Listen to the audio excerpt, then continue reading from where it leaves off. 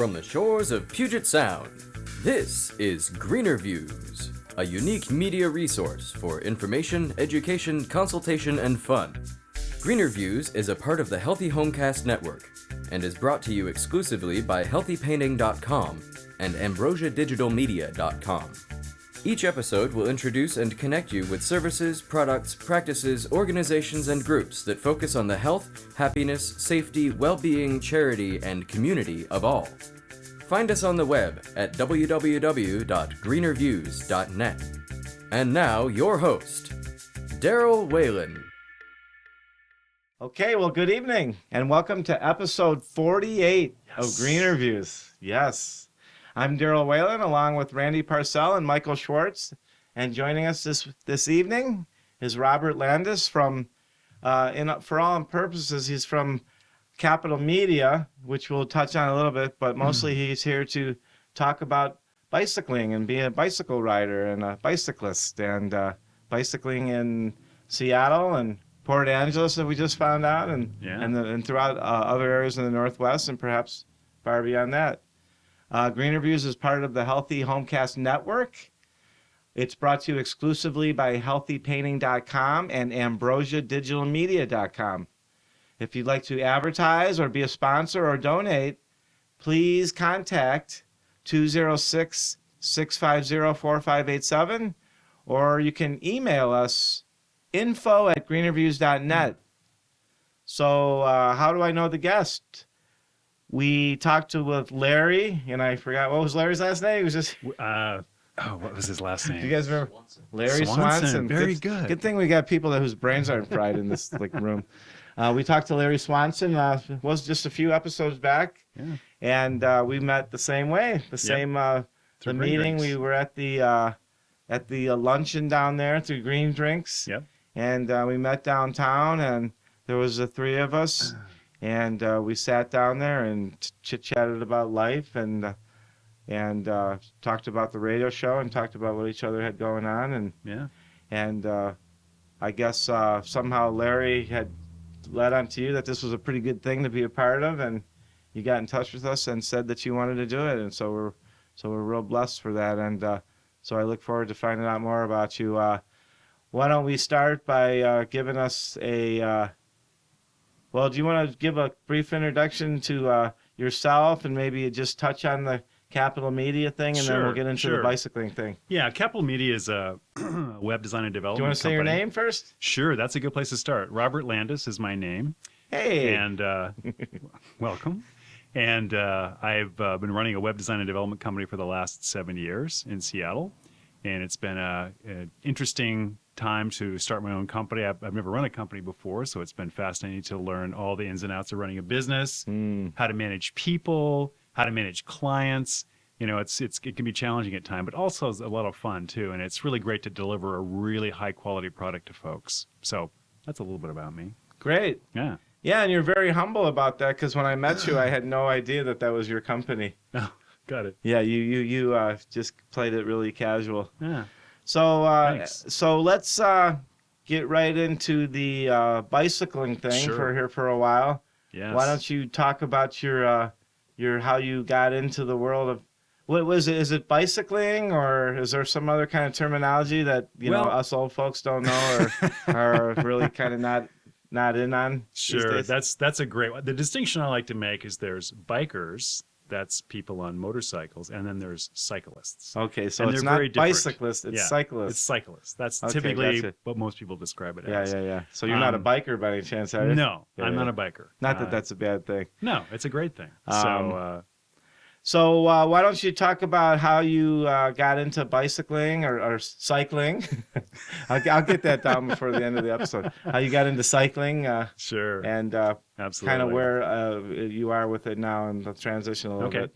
Well, when I was growing up in Port Angeles, which you mentioned before, I loved riding my bicycle. And this was back in the day when it was like, parents didn't have any sort of concerns about letting their children just take off for the day. So I literally would take off on a Saturday morning on my Schwinn 5-speed, which I loved that bike. I remember I spent $69 for it at some hardware store. And anyway, so I'd ride my bike all over town. No cell phone, not even a quarter with me, and just have a great time. Then I'd come back home and I always had this great adventure all day long being gone with my friends. So that's where I started. And then, of course, when I got older and the bicycle became less interesting to me, 16 years old, I got a new car and put the bicycle in the back garage and sort of forgot about it. Then I went to college a few years later, and getting on a bicycle around college campus, University of Washington, is fantastic. So I took it up again for a while, but it was more like just a means to an end.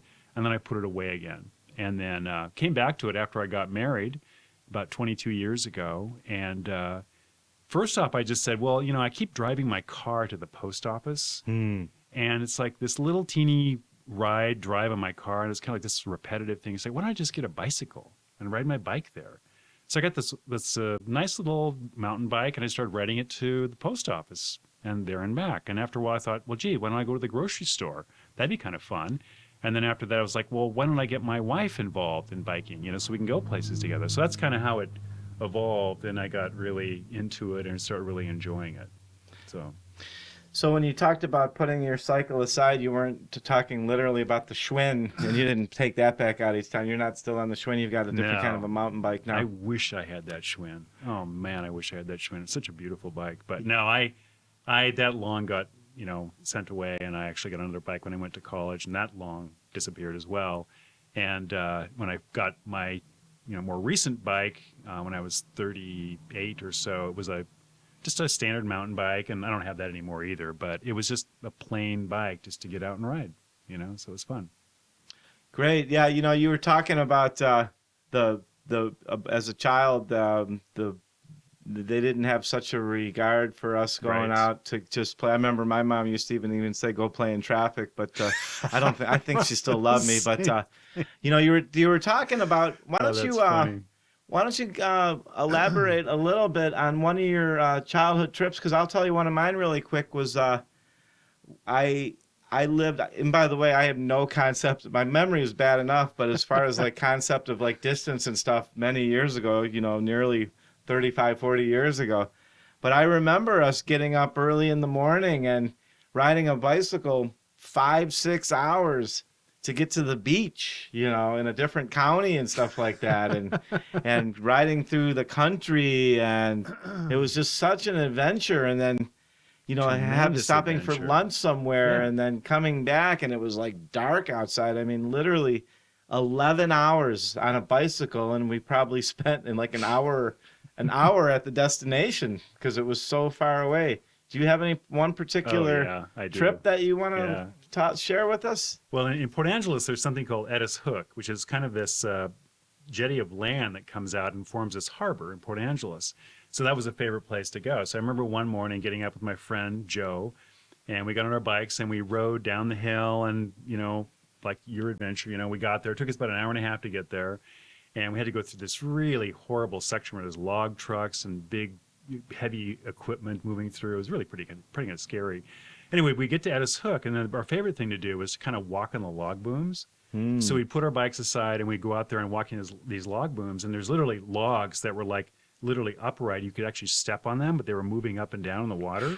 And of course we fell in, that was invariably what was going to happen. So thank goodness. Yeah, it was fun. We fell in, and every time we do it, the guys from the mill would try and shoo us away because they didn't want us walking the log booms, because we're going to hurt ourselves or whatever. But anyway, I remember getting soaking wet and getting back on my bike and thinking nothing of it and just riding my bike home. And it was just like one of these great adventures that nowadays I think people would be so afraid to let your child go more than 10 minutes away from their home. It's really sad to me because I think it's a huge loss for children. Yeah, I remember the little the banana seats and the making the bicycles with the long what do they call them, forks and stuff, and the stingray and like driving around like, I guess we thought we were bikers, but we were barely actually cyclists. Exactly. But I mean, it's funny. Really exciting. And then you get into the cars and everything. We were talking before the show started that when we get to the age when we're able to like legally drive and stuff like that, you put the bicycle thing aside, and and the truth of the matter is it's in many ways it's a much better place for us to really be, just our mind and our brain and our body and everything else. So what about now? I mean, what is your bicycle what is your bicycle life like today in It's- Seattle? What part of town do you live in? I live in the north end, just a little bit south of Shoreline. Okay, so there's a lot of good trails over up through there. Yeah, there are some trails. Personally, I avoid trails. They scare me. But so I have 3 bicycles now, which I love, and I commute to work pretty much every day. So I get on my bike and ride into the city. And I know that's downtown, and how many miles is that? It's about 10 miles each way. Sweet. Yeah, so it's a good ride. But Seattle's a nice city because you go 10 miles in any direction, you make a lot of progress. Yeah. So it's really pretty good. So I do that every day, and then I do rides on the weekend, and I really enjoy just getting out because I find that for myself personally, I get so relaxed on my bicycle, and I really enjoy being outside, breathing fresh air, and I'm not stressed. Driving my car, I feel very stressed. I feel confined behind the wheel, and I feel pressured by traffic. When I'm on my bicycle, I'm just free. I just feel really free. So what about your wife? Is she doing the riding with you at all now? Well, she did for a while. We're divorced now, but we're great friends. Yeah. So we actually did 8 unsupported bike trips when we were married. It was fantastic. We went to Provence, France. We did a bike trip in Utah. We did several trips in California, the Oregon coast, all over the place, and it was great. What is an unsupported bike trip? Good question. A lot of people go on bike trips where they basically have a van that follows them with all their gear. Oh, okay. And we carried all our gear with us. So we're kind of hardcore, So we That carried is hardcore. Yeah, so it was fun. And I know when I met you that your wife had made some kind of, we're not necessarily here to talk about her, but I do recall you saying that you're still friends. Oh, great And friends. that she had been writing some like health books and stuff Yes. herself, correct? Absolutely. She published a very successful book in 1994 called Body Fueling. She sold 100,000 copies, really successful. And isn't she revamping it or She's something? thinking about it. Oh, okay. That was She's it, thinking yeah. about it because the publishing world has changed so much. Sweet. The possibilities are endless. So what do you see as, what do you see as the necessity of being a bicycle rider as opposed to the car? I guess I'm probably not framing that question as well as I'd like, but so why don't you talk about your experience of being a cyclist Sure. as opposed to being a driver? Because I know that you have a car as well. Right. Can you elaborate on the differences and what you feel about Sure. one of them being different, how they're different? I can. Like I alluded to before, when I'm on my bicycle, it's a very freeing experience. It's very relaxed. I feel at peace, and I'm getting a little bit of exercise going when I'm riding.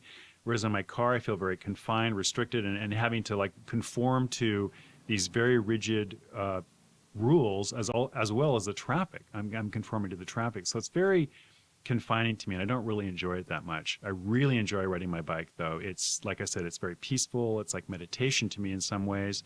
And I always feel so good when I get to my destination. It's just a great way to relax. So we were talking before the show about. Well, I know I've been in Seattle 10 years now, and I remember one of the things that I had kept hearing and seeing myself was that Portland was a trendsetter in the bicycle world, and of course, from what I believe is Seattle's not too far behind. And what do you know about the attraction? Is it because of the age of the general age of the people, or the type of industry that's Good around question. here? Or I think it's a personal attitude. Northwest has always kind of differentiated itself from the rest of the country, and I think that there's sort of an independent spirit that lives here. People want to believe in getting out there and doing things on their own. And I think Portland has really set the trend because their government was very active even as early as the 70s in putting together bike lanes and really thinking about an infrastructure for bicycles that was really progressive at the time. Davis, California is the same way. They have the advantage, of course, it's very flat there and it's very sunny there, which makes it really nice. But Portland also has really captured it. Seattle is somewhat of a laggard in that regard. It's not quite as progressive as Portland. And even other cities, like we're talking about for the shows, LA is coming online, New York's doing some really big things, even Chicago. So it's really becoming more and more of a commonplace thing to see bicycles being more accepted. And it's a really good thing. I think it'll help relieve traffic congestion. It helps people get in shape. And, it solves some of the common problems we're having right now. Mm. Yeah, I know Michael was talking about, but we were talking about this before the show, and Michael lived in LA for quite a long time, and he just went back to do a project back there, and he had said that he noticed a lot more bicycles than in the past. And I have heard about Chicago quite a bit as well. That's remarkable. Yeah, I don't remember what Cleveland was like, Ohio, where I grew up. I think, I don't know. I imagine that they're starting to get bicycle lanes and well, they stuff have a like that. huge 100-mile trail there, don't they? Yeah, that runs along like the whole Lake Erie and stuff, it's I believe. beautiful. It's really beautiful. Metro Park. Oh, the Metro Park. Goes into Oberlin now, too. Oh, yeah, it's a beautiful parks, too, It's over there. Yeah. amazing. Yeah. Oh, that's cool that you know that. Thank you. Yeah, I remember going back there. So let's talk about bicycle safety. How safe is it to be a cyclist question. in this city? Yeah. Well, it's, boy, how do I answer that? If you look at the statistics, which isn't necessarily helpful, but about 200 motorists in King County get killed every year in automobiles, 30 pedestrians die, and 2 cyclists die on average. Wow. So if you look at those statistics, and of course there's a lot more pedestrians and cyclists and cars and things like that, it's I can say from personal experience in the last 20 years since I've been riding, it's a lot safer to ride now. And there's lots of reasons for that. I think it's because motorists have become more attuned to cyclists. And you see that particularly in certain parts of town, like Green Lake, for example. People are really conscious of cyclists there because there's so many of them. Same with pedestrians. West Seattle is more so that way. Kent, not so much.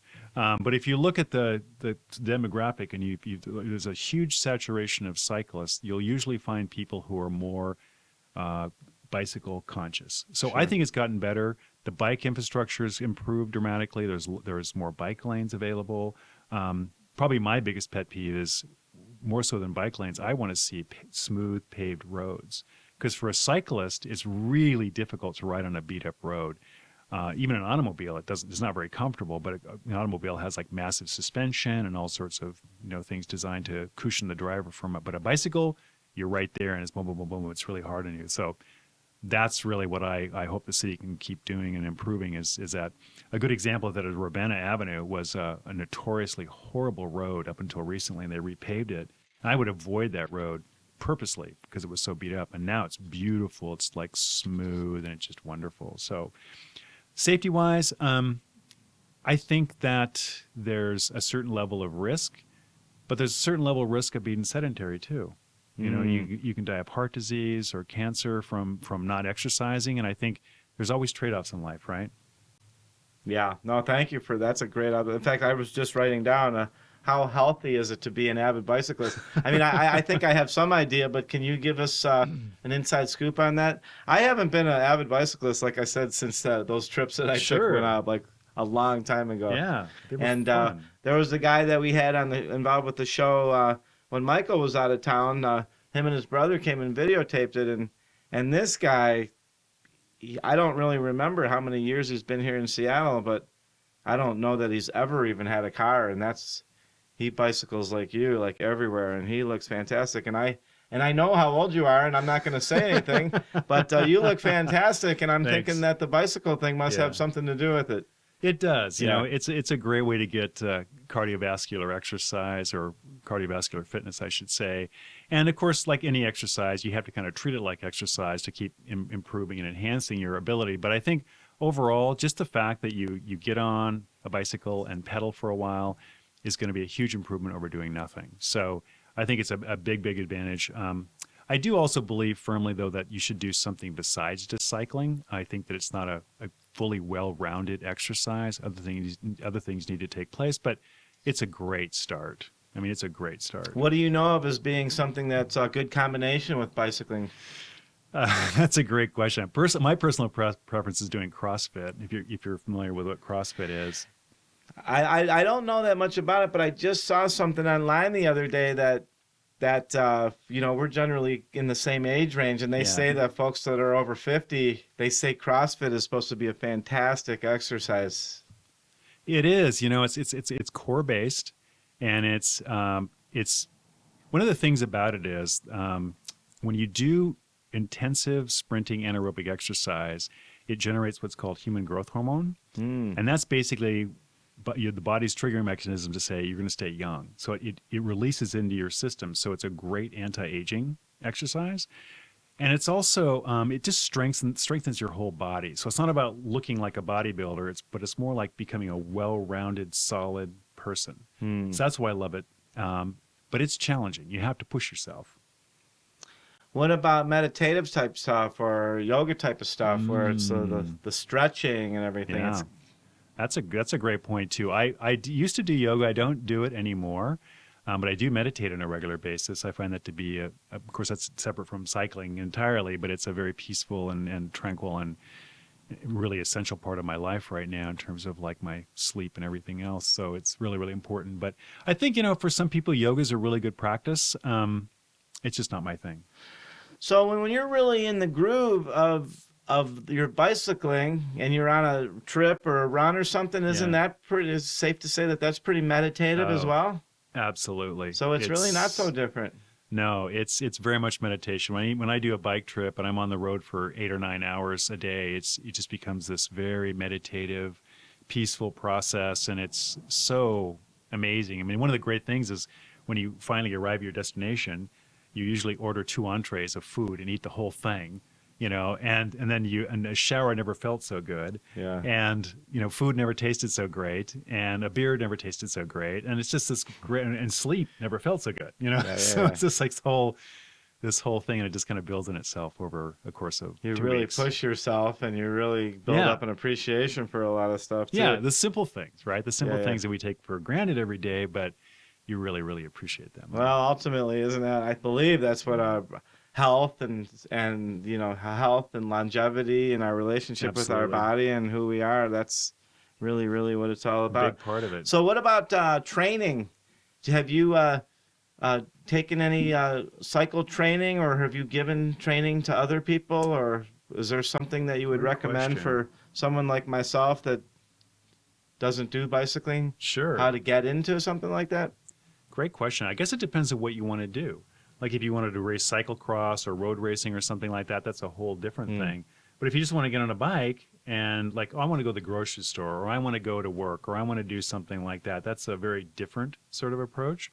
So my advice to people who just want to become more like what I call a transportational cyclist as opposed to a commuter, because it's more encompassing, is to buy a very inexpensive bike. And this is kind of the advice I would have given myself. I would be talking to myself 22 years ago. Buy an inexpensive bike, learn how to use it, learn how to fix it, learn how to repair it, and try it out for a while. And if it's your thing, great, get another bike. If it's not, then go do something else. Did I answer that question? Yeah. Okay. Yeah, I just want to be able to ride up a hill without like having to like pull over and push my bike. When I came from Ohio, which is extremely fat, I think you can pretty much bicycle across the entire state of Ohio, and you probably wouldn't even hit a hill. And I came out here, and I did actually bring a bicycle out here. It wasn't a very good one, but the first time I tried to like ride up the hills and everything, you can definitely tell how not good a shape you're in very, very quickly. It's quite a barometer for your So what about bicycle clubs? Are there? I know that there's at least one, if not several, good bicycle clubs. Is there any that you recommend or that you know about Absolutely. or that you're a part of? Yeah, the Cascade Bicycle Club is the largest bicycle club in the country, and I highly recommend In the country, right. anybody who wants to get involved in cycling at whatever level. It's a great club to join because they'll help people learn how to become a commuter. They'll help them with their gear. They'll give you low-cost solutions for like finding a good helmet. And it's just a real practical approach to like getting into cycling because they really want to encourage people to do that. They do a lot of things. They do the STP rides. They sponsor all sorts of other rides. They do advocacy in Olympia to make sure that bikes are fairly represented as far as when new roads are paved and things like that. So it's a really good organization. Highly recommend it. And that's a nonprofit resource for people to just generally get information. Absolutely. Regardless of what your level you're at, and you could say, hey, I don't know anything about bicycles and I want to get something, and they'll totally work help with you out. and they'll help you, gladly help you, and love it. Really great. You brought up the advocacy thing, which is something that I wanted to touch on a little bit because of the laws. So you grew up in this area, and then you said that you got back into bicycling pretty regularly. What you said in your 30s? Late 30s. Yeah. Late 30s. Late 30s. So it's been a while. How have you seen the laws? And I mean, just in the last 10 years that I've been in Seattle, I've seen a lot more bicycle lanes just put in over even the last handful of years. And what about from the prospect of the laws and stuff around bicycling? Have you noticed, or what do you know about in that area? Not so much about the laws, but I do know that Seattle does have a bicycle master plan that they're putting together, and it's a work in progress. And I go to there's a meeting once a week that it's called a traffic advisory board that's held in downtown Seattle. And last meeting they were talking about trying to get all of these different plans coordinated, like the new 520 bridge is coming in. There's a big debate about Portage Bay, since there's not going to be a bike lane on that section of the bridge itself. So that was a big point of controversy right there. So it's I lost my train of thought. Let's see. Okay, Portage Bay. Anyway, as far as laws, I don't know what the laws are specifically, but I do see a positive trend in bike lanes, different infrastructure being put in. And this bicycle master plan is going to be the key, because it wraps everything together and trying to coordinate with private businesses as well as the public, the city and the state, to coordinate bike lanes throughout the city and essentially make it so you can get around the city on a bike, period. Yeah.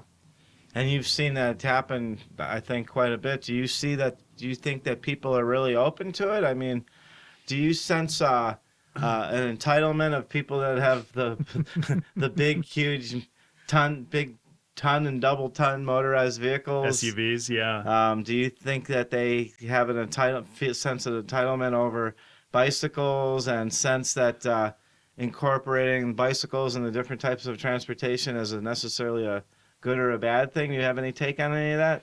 There's a lot of controversy about that, and I think that the main thing that needs to happen is there needs to be sort of an awareness for people in automobiles and people in bicycles to watch out for each other and interact as traffic.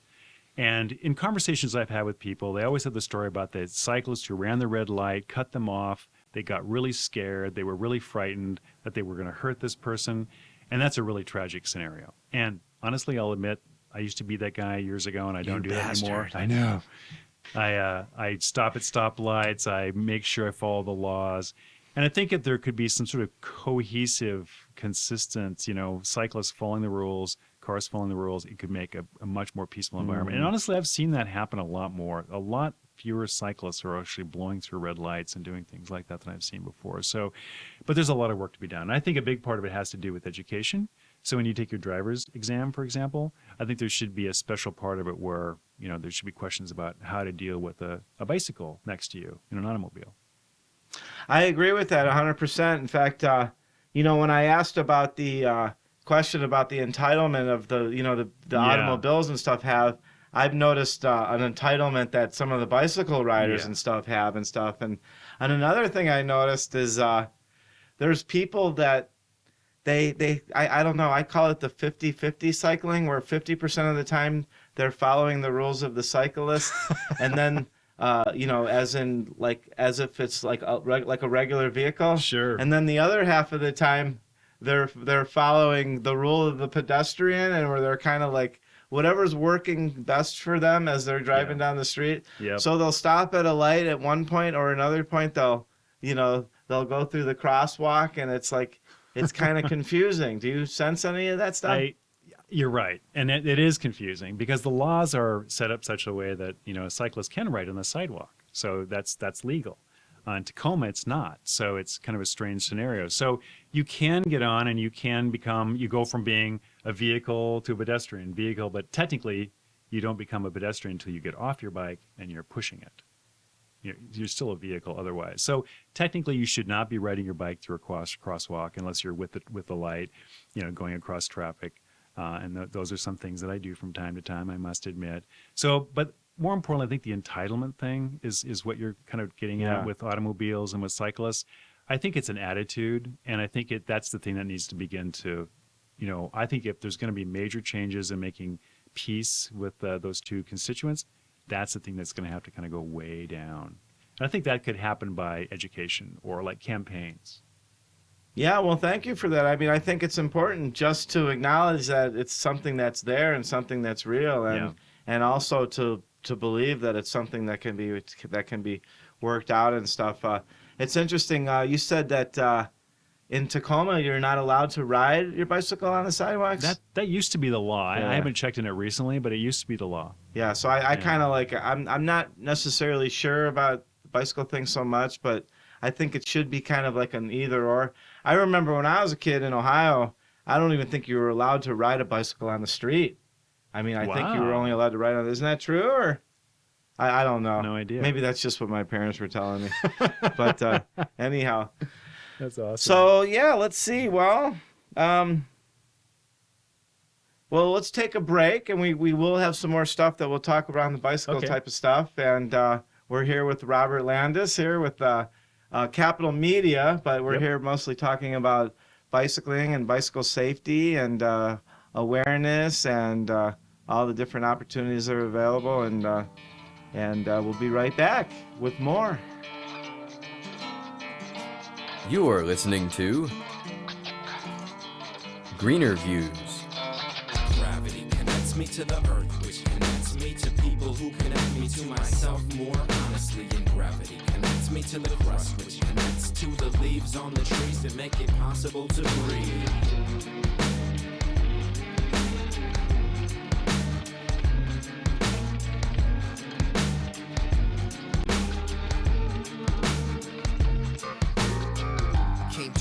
On the minefield, blessed with naive mind shield, like a helmet. They would tell us that we don't know how we feel or how to connect with other people on the planet. Oh, if we only knew the power in each blue, disillusion little. In the vision of one resides all, destroy the individual, for this is critical.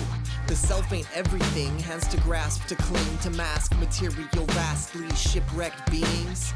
At last, release the greed amassed with capitalist tasks and contact. The mass communication is all we have and dwindling fast. Good evening and welcome back to episode 48 of GreenerViews. We're back with Robert Landis from Capital Media, but we're mostly talking about bicycling and cycling and being a cyclist in the Seattle area, and we've been talking about in general throughout the whole country. We were online a little bit during our break looking up the 1963 Schwinn Varsity bicycle, and we found that you can still get one, so that's pretty cool. And I was looking at the girls' version and didn't even realize it. I don't think that really mattered. We were actually trying to figure out what the bar, what'd you call the bar? Top tube. The top tube. What's up with that? Anyhow, we won't talk about that. So let's talk about the evolution of the bike seat. Where are we at with the bike seat now? I remember when I was a kid on that one trip I took to the lake was, I don't know, calling it a seat was pretty much, that's not really what it was. It was just something to keep me from sitting on the bar or the tube. Well, there's been a lot of changes in bike seats, and a lot of it has to do with the concern that it would have an impact on male virility. So there's been lots of efforts to create little seams or gaps on the seat itself to protect that part of the anatomy, which just seems to work okay. But I think there's probably more room for improvement over time. Most of the race bikes don't have that because they want their seats to be really tiny and small, and a lot of the racers basically are more out of the saddle than in the saddle, so it doesn't really matter for them. But I think if you're going to be riding every day, it's really, really important to spend some money on a good seat that's going to, work with you well and your anatomy. Equally as important is getting a bike that fits. I mean, probably more so than anything, that's really going to contribute to your overall health and well-being than a seat. Because when a bike fits you well, you don't even notice that you're on a seat, pretty much. It makes a huge difference.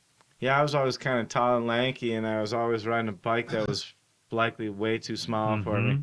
Yep. What about clothes? Now I don't see a bicycler out there with some hip, flashy, colorful clothes and stuff. And I remember my biggest concern was not getting my elephant bells stuck in the chain. Elephant bells, that's awesome.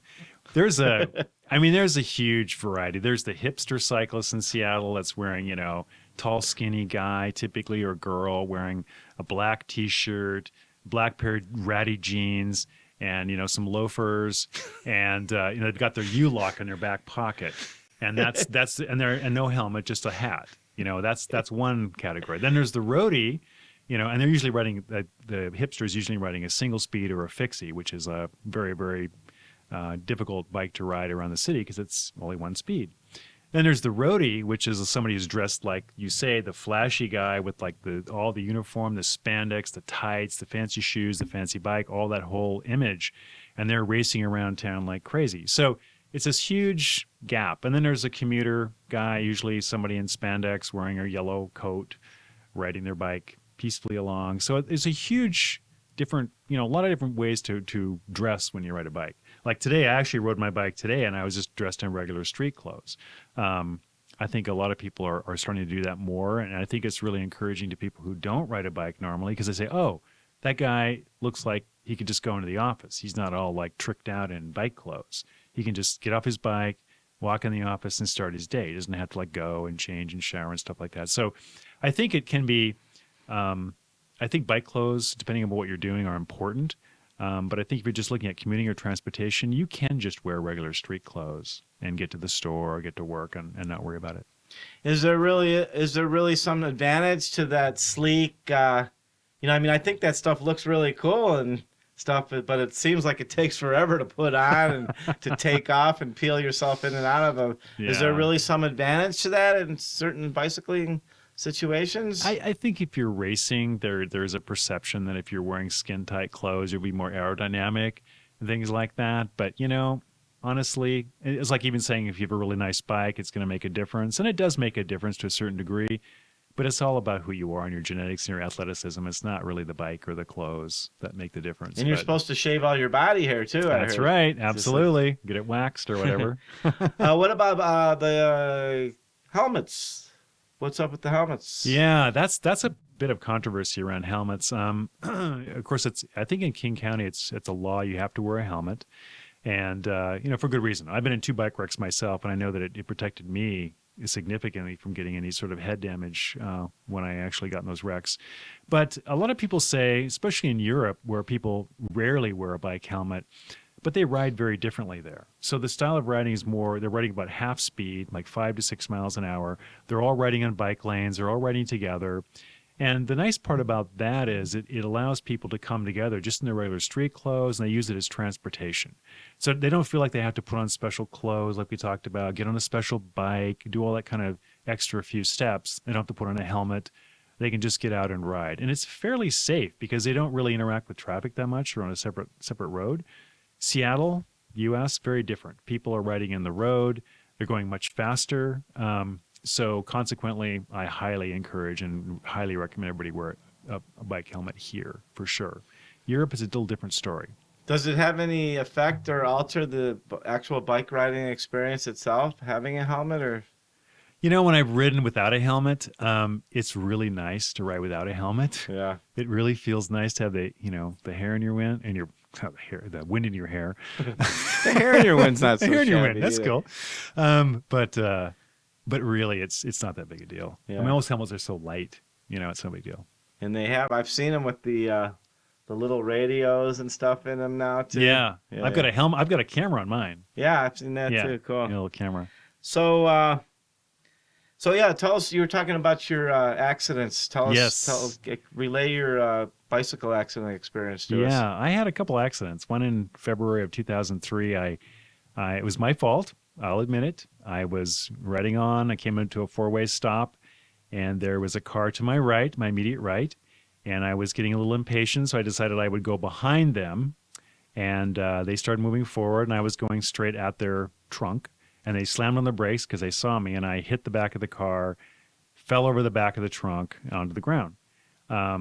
Completely totaled my bike. I bent the frame in 4 places, and fortunately for me, I didn't hurt myself at all. The interesting thing I've discovered was that if I had hit anything besides a car, that my insurance company would not have reimbursed me for my bicycle, which was interesting.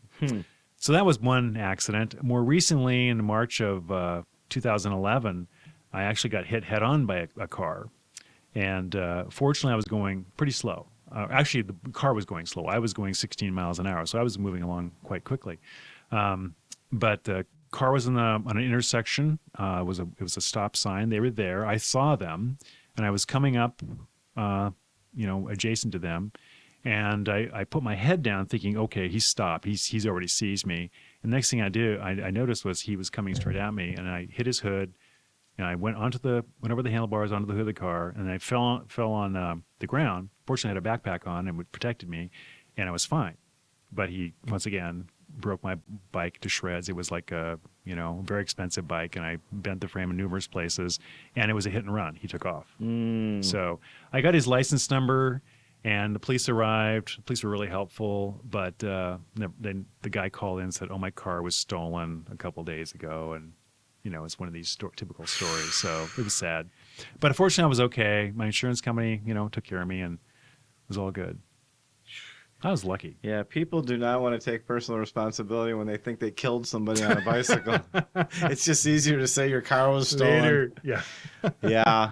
My friend Victoria just recently got into an accident. She got pretty injured on it and stuff, too. And it was a guy that but the guy took like full accountability and stuff, and stopped and helped her and took her to the doctor and took her to the to get her bicycle repaired and everything, and took responsibility and everything. Good for him. So nice. Yeah, I mean that's we ought to do a show specifically on personal responsibility. That would be a good one. That would be a really good one. So how about any particularly memorable to you or special to you races or fundraising type of bicycle situations that you've been involved in? I haven't really raised any money. I used to run marathons, and I used to raise money for doing running, but not really on cycling so much.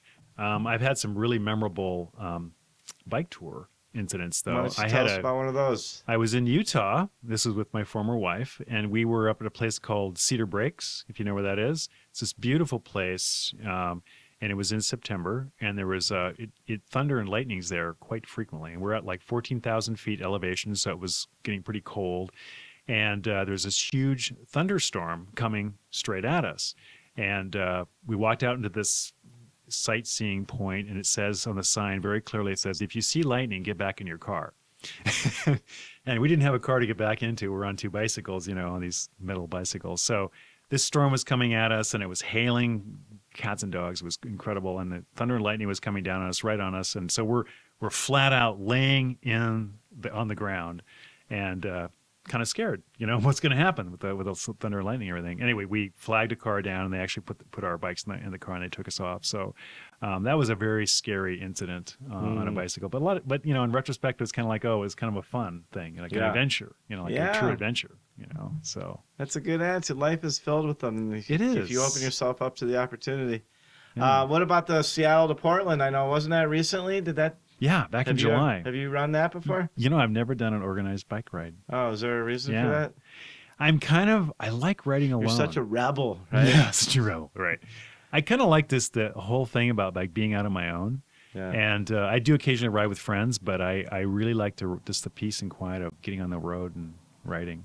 So, do you find when you're with other riders, if you say you have done it before, do you find a sense of competition and stuff that's... Sometimes. Yeah. I have a friend of mine who's like quite a bit younger than me that we used to race quite a bit. And that was fun. I mean, that was just pure out fun. So I really love doing that. Other people, not so much. Usually they're just starting off. And I like to encourage people to ride. So I'll ride with them at their pace, and it works out great. Yeah. Great. So what advice would you give someone that's new to cycling or somebody that's interested in it? Yeah. I would encourage you to try it out. I think I mentioned earlier, I would try getting a very inexpensive bike and learning how to really work it, fix it, like tune it up, fix it, clean it up, and then just go for a ride and just ride places you feel comfortable. Try places that you maybe go on a trail, maybe go to the grocery store, maybe go try running errands, do things that are just kind of like things you would normally jump in your car to do, and go try it out and see if you like it. Oh, like when I go up for my soup at the end of the street Absolutely. instead of getting in my like work truck. I think that's fantastic. Maybe you could walk there. I can walk there. What a concept. What a concept. Yeah, it's a good concept. And of course call Cascade Yes. Bicycle Club. Is that cascade.org or? They have a kind of a strange website right now, but just Google Cascade Bicycle Club and you'll find it. Yeah, you'll find great. it. Let's see. Well, I'm not sure if there's anything else in specific. What do you see for the future of bicycling and for the future of bicycling in Seattle and maybe just overall? Right. I think that bicycling will become more and more part of our overall transportation network. That's my great hope anyway.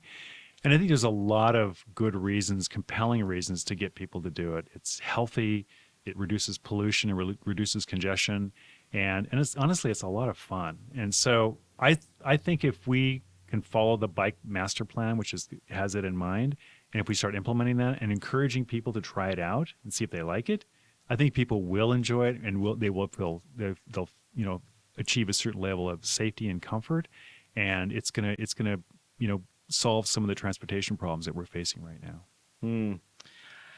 I don't know if any of you guys remember, there was this really cheesy movie that came out. I believe it was possible that it was in the 80s, but it was more likely in the 70s. It was called Americathon. Americathon. It was a movie about, it was extremely terrible, but I've seen it several times. But it was a movie about how things got, I don't know if it had to do with energy or what, but people stopped driving. And so everybody started walking and running and riding bicycles and everything. And did you see that as a possibility for?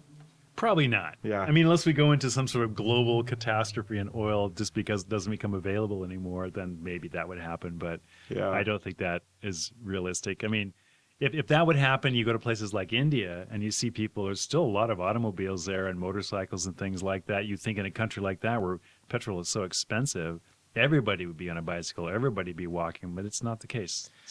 But also there's a relationship between people that are riding bicycles and pedestrians and cars. You see them, riding together and stuff, and it's not like, the vehicles and stuff are just riding over everything else. It's not a car.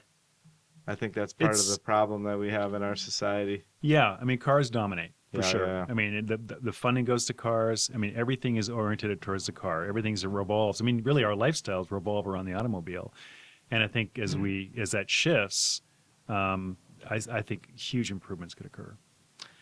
Great. Well, before we'll move into a little bit, we haven't really taken on the general GreenerViews format, but I really have been loving this conversation, and thank you for indulging us in such. And thank you. Is there anything else before we move on to something else that you really wanted to say about bicycling and bicycles? And I just would encourage people to give it a try.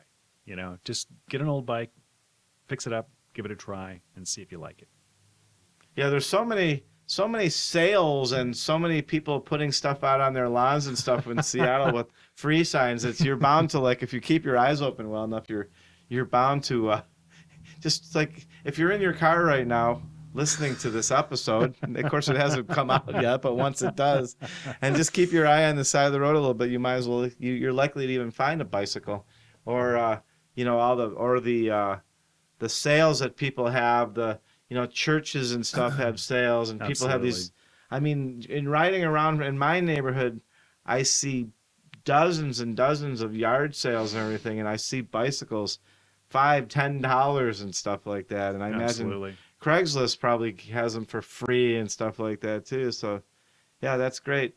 Do you want to talk about just a little bit more about your computer and your web type of thing? Sure, I can talk a little more of that. Why don't you tell us how you got involved in that and what your primary objective is around that and your primary audience? And that's a great question. Customer. Actually, my focus right now has really shifted in the last year to more companies that are more involved with greener issues. And it's a little bit more comprehensive than that. For example, one of the customers I'm working with right now sells Chinese herbal medicine.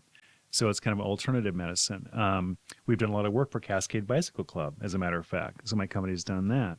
And organizations that are like in what I perceive to be doing is like forwarding something positive in the world, similar to what you're doing with your podcast, is really, really important to me. And that's really what I want to focus on with my company. And that's the kind of projects I'm looking forward to doing. Art is another big thing too. We're bidding on a project for Bainbridge Island Art Institute. We're looking at doing their website. So organizations like that really, I feel like not only is it a great project, but it will have some sort of positive impact in the world. So yeah, that's great. So as a business person, have you found it possible to be reasonably successful in life and do stuff that has some responsibility element and some art element in it as well?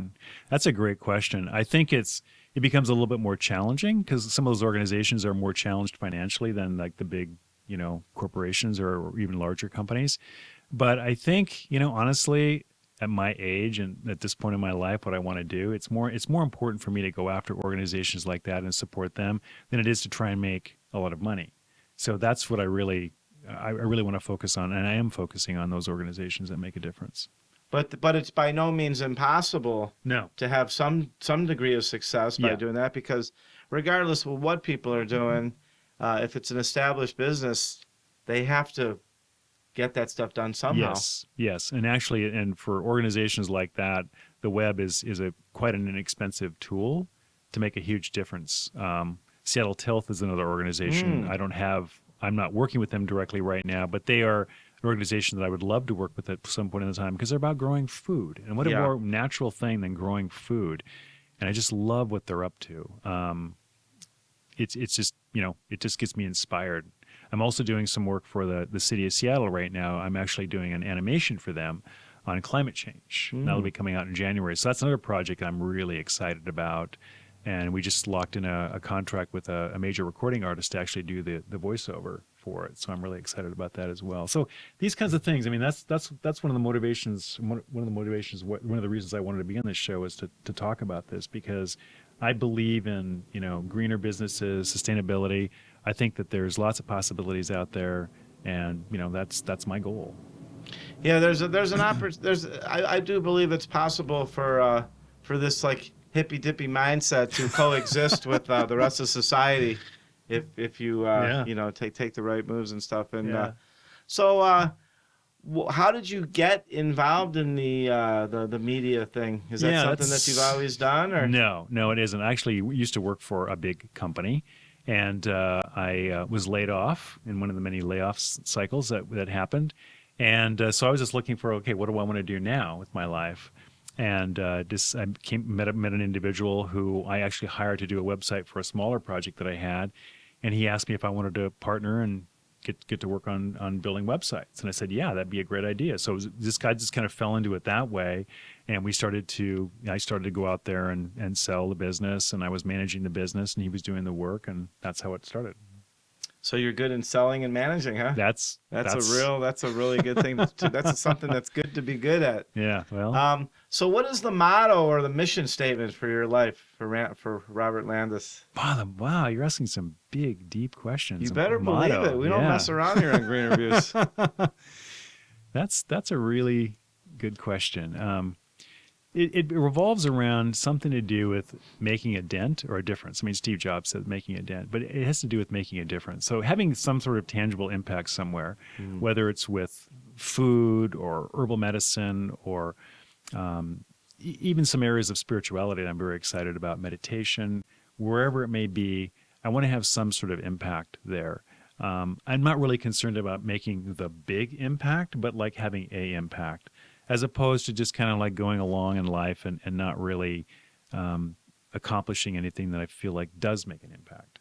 Does that make sense? That makes a lot of sense to me. And as a matter of fact, I see the actual big impact as being pretty subjective, because some of us that may do something that might seem on its face value pretty small might have an effect on somebody else or inspire somebody else that may actually do something that might be deemed the big impact. And so ultimately we're all connected and we're all related and we're all in this together. So there isn't really any of us doing anything that's really bigger or smaller than anybody else. Like the show. I mean, you could have somebody on this show that gets inspired and does something, and you may never even know about it. Yeah. You're just like, okay, they just did this thing. I mean, we don't even know. So Yeah. Well, that's how I started this, because I'd heard other people and met other people that were doing something similar to this. Maybe not this type of topic and stuff, but we're doing podcasts and stuff. And I'm like, I want to do something like that. And then I decided that I wanted it to, attempt to have some kind of an impact. So yeah, good for you. yeah, we're all in this together. Is there somebody, any one particular person that has had a great impact on your life? Yeah, I would say two people, actually. Jim Maynard, who was my ninth grade PE coach. Sweet. Who used to say every day in class, that which is not exercised will atrophy. And he used to say it to the point where we would hate listening to him say that every day. But it really resonated with me, and it really stuck with me in terms of exercise. The other person had been Yvon Chouinard, who's the founder of Patagonia. And he's a businessman with morals, which can be an oxymoron at times. But he really, really is an incredible man and put together a phenomenal organization, Patagonia, and has done some really creative and important things in the world. And so I admire those two people. Great. What about a recent book or movie that's been inspirational to you? That's a great question. I'm listening to a book now by Seth Godin, and it's on linchpins, and it's a very interesting book. I don't know if you know who Seth Godin is. He's kind of a marketing No, and I don't know guru. what a linchpin is either. Yeah, yeah. It's a linchpin is in the construction world is like a piece of equipment that is really, really crucial to holding something together. Oh, okay. And it's a I do very know about inexpensive that. part. I do know what a linchpin is. I'm Yeah. in the construction industry. You should know. So, isn't that the thing that didn't work out so well with that bridge, in a sense, that fell apart? oh, could be bad linchpin. It was some type of pin, wasn't it? I don't know. Anyhow, I'm sorry. Go ahead. So anyway, so this book is really good. It's called Linchpin, and it's about how his assertion is that to become successful in an organization or in life is to take more of an approach of being an artist. So an artist to life, as opposed to being a cookie cutter, businessman, kind of stamping out the same thing over and over. And I'm very inspired by that, because it just seems like that is true. I mean, being more artistic in your life and being also he talks a lot about giving gifts. Like just giving people gifts throughout the day, like saying thank you when you don't necessarily want to, or you're smiling at the checkout clerk, or whatever those sorts of things. Simple things, but they really make a difference. Yeah, well, it's the golden rule. Yeah. Giving to others that which we ultimately want for ourselves as well. Absolutely. Sweet. Absolutely. How do you maintain a hopeful and a positive attitude in your life? That's great questions. Sometimes I think meditation is the core for me. I think meditation is where I reflect on my day, or actually before I go to work, I usually meditate. So reflecting before my day starts. And it gives me a basis of reflection to say, okay, this is a day in my life. And what's really important to me is the connection I'm going to make with people and the connection to myself. And that is the context for the day. It's not about how much money I make or how successful I am or all those other things. It's more about that connection. And that's what I think keeps me looking at things in a very positive light. Sweet. So give us one thing that most any person can do that would have a positive impact in the world. One thing. Gosh, just one? Give us as many as you choose. Yeah. At least yeah, one thing. Yeah. I need to rephrase that. Yeah. Well, I think that... Give us 400 things that people can do to make the world a better place. Goodness, that's great. What we're talking about tonight, I think riding a bike is a really, really powerful thing. And I think if you use it as a transportation alternative, it's a powerful thing. I would highly recommend that. I've also mentioned meditation. I think meditation is a brilliant thing to do. There's all sorts of different forms and things that you can do. But I think that meditation is a really powerful thing. And I'm going to end it too. Great. So how do people get a hold of you? Okay, you can reach me at my website, which is capitalmedia.com, and it's CAPITOL media.com, or my business number is 206-963-2580. Okay, super. Yeah. Do you do any like blogging or anything like that, or have you in the past? I have not done any blogging, Okay. so I don't do that. Good for you. Yeah. Okay, That's well, good. super. Well, listen, thank you so much. It's been a delight. Is there any like last words or words of wisdom or sage-like thing that you want to put out there before we go? I think you asked me the sage-like thing questions, and asking what my deeper passion is and what keeps me positive. So I think I can leave it at that. But thank you very much for having me on the show. I think this is a really positive thing, and I'm really glad that you're out there, taking a crack at making a difference in a really powerful way. We need more people like this doing this ongoingly to keep that connection going and just keep spreading the word. Well, you're very welcome. Well, I certainly don't do it on my own, and I couldn't do it on my own otherwise. So super. Well, we've been here with Robert Landis from Capital Media, talking not so much about Capital Media, but mostly about really cool bicycle stuff. And this has been episode 48 of GreenerViews. And on behalf of Randy and Michael and myself, we say thank you. If you'd like to contact us for sponsorship or to advertise or any kind of feedback or talk about being a future guest, call us at 206-650-4587 or email us info@greenerviews.net. Please check out ambrosiadigitalmedia.com and healthyhomecast.com. So good night. Thank you. We love you. And I thought of something really cool the other night to end out with, but I forgot it, so never mind. Bye-bye. Cheers. Thank you for listening. GreenerViews is part of the Healthy Homecast Network. Check out all their conscientious and sustainably focused podcast programs and businesses at healthyhomecast.com. GreenerViews is created, developed, and produced by Daryl Whalen. Our audio engineer is Randy Parcel. Our video producer is Michael Schwartz of ambrosiadigitalmedia.com. Music for this episode was provided by slapjazz.com, danfajans.bandcamp.com, and jdhobson.com. Your feedback is important. Please feel free to contact us with any comments or questions, including suggestions for guests and program topics. You can call us at 206-650-4587 or send a direct email to info@greenerviews.net. Be sure to check back often. New episodes coming soon.